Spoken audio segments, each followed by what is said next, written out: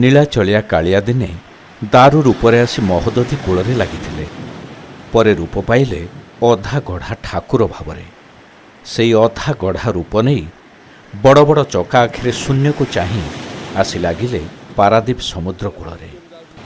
ଦୁଇ ବାହା ଉପରକୁ ଥାଇ ପଥର ସନ୍ଧିରେ ଯେମିତି ଅପେକ୍ଷା କରିଥିଲେ କେଉଁ ଭକ୍ତକୁ। ସିଏ କ'ଣ ଏପରି ଅବସ୍ଥାରେ ତା ଠାକୁରକୁ ଦେଖିପାରିବ?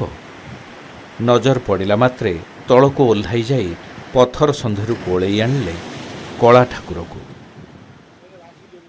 କାଳିଆର ଇଚ୍ଛା ସିଏ ମୋ ହାତରେ ତାର ପୂର୍ଣ୍ଣ ରୂପ ପାଇବା ପାଇଁ ଆଗ୍ରହ ଥିଲା।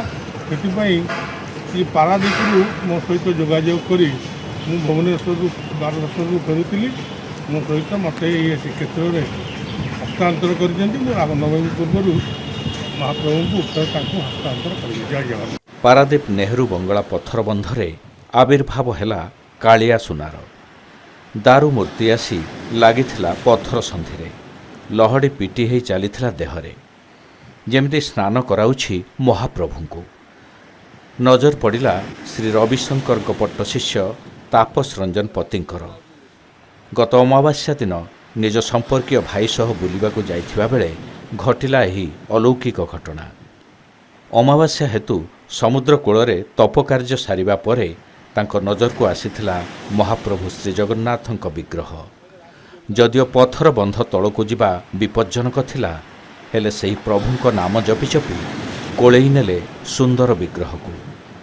ସମୁଦ୍ର ପାଣି ମାଡ଼ ସତ୍ତ୍ୱେ ତଥାପି ସତେଜ ଥାଏ ବିଗ୍ରହଟି।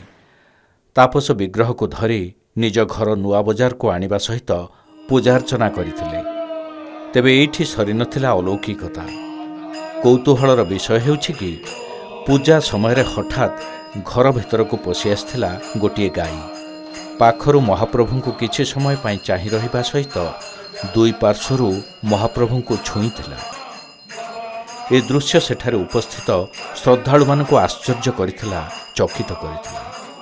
ତେବେ ଠାକୁରଙ୍କୁ ଭୋଗ ଲାଗିଥିବା ଫଳ ଓ ପ୍ରସାଦକୁ ଛୁଇଁ ନଥିଲା ଗାଈଟି। ଏହି ଗାଈଟି ଏଭଳି ଭାବରେ ମହାପ୍ରଭୁଙ୍କୁ ଦର୍ଶନ କରିବା ଅଲୌକିକ ଘଟଣା ବୋଲି କହିଛନ୍ତି ତାପସ। ଏନେଇ ସେ ପୁରୀ ପଣ୍ଡିତ ମଣ୍ଡଳୀଙ୍କ ସହିତ ଆଲୋଚନା କରିଛନ୍ତି।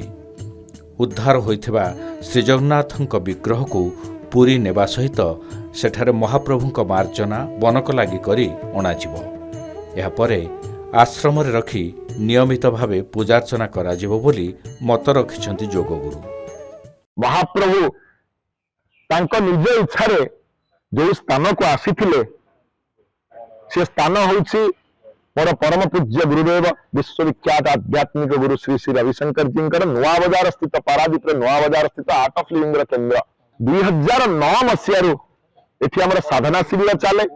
ପ୍ରତିବର୍ଷ ନବରାତ୍ରିରେ ଦେବୀଙ୍କର ହବନ କାର୍ଯ୍ୟକ୍ରମ ସହିତ ଶ୍ରୀକ୍ଷେତ୍ରରୁ ମହାପ୍ରସାଦ ଆଣିକି ମଧ୍ୟ ଆମେ ଅର୍ପଣ କରୁ ମା ଦୁର୍ଗାଙ୍କୁ। ଶ୍ରାବଣ ମାସରେ ରୁଦ୍ରାଭିଷେକ ମଧ୍ୟ କରାଯାଏ। ଯେହେତୁ ନବରାତ୍ରି ଚାଲୁଛି, ମନରେ ବାରମ୍ବାର ଅତିସାରା ଆସୁଛି, ତାଙ୍କୁ ନେଇକି ସୁଭଦ୍ରାଙ୍କୁ ଯିଏ ପୂଜା କରନ୍ତି, ଯୋଉ ଦଇତା ବାଡ଼ଗ୍ରାହୀ, ତାଙ୍କୁ ଆମେ ଦବା ମନରେ ଆସୁଛି। ମହାପ୍ରଭୁ ପାତାଳି ହୁଅନ୍ତି ସେ ପୁଣି ନବକଳେବର ସମୟରେ। ତେଣୁ ଯେ ମହାପ୍ରଭୁ ନିଜେ ଭାସୁଛନ୍ତି, ମନରେ ବହୁତ ଦୁଃଖ ହେଲା। ଗୋମାତା ବି ମହାପ୍ରଭୁଙ୍କୁ ବୁଝିପାରୁଛି। ତେଣୁ ଆଉ କଣ କରିବା, ରାମଚନ୍ଦ୍ର ଦାସ ମହାପାତ୍ରଙ୍କୁ ନେଇକରି ଯାହା ହଉ ସେ ପ୍ରଭୁଙ୍କର ଇଚ୍ଛା, ତାଙ୍କୁ ନେଇକି ଆମେ ପୁରୀରେ ଅର୍ପଣ କଲୁ। ସିଏ କହିଲେ ଯେ ତାଙ୍କୁ ମାଧବ ରୂପରେ ପୂଜା କରିବା, କାରଣ ନବରାତ୍ରି ସମୟରେ ଆସୁଛନ୍ତି, ଚୈତ୍ର ନବରାତ୍ରି ସମୟ ଦୁର୍ଗା ମାଧବ।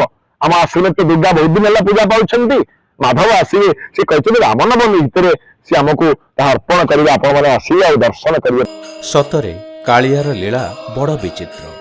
ଅଲୌକିକ ଖେଳ ଦେଖାଇ ଭକ୍ତଙ୍କୁ ଟାଣି ଆଣିଲା ନିଜ ପାଖକୁ।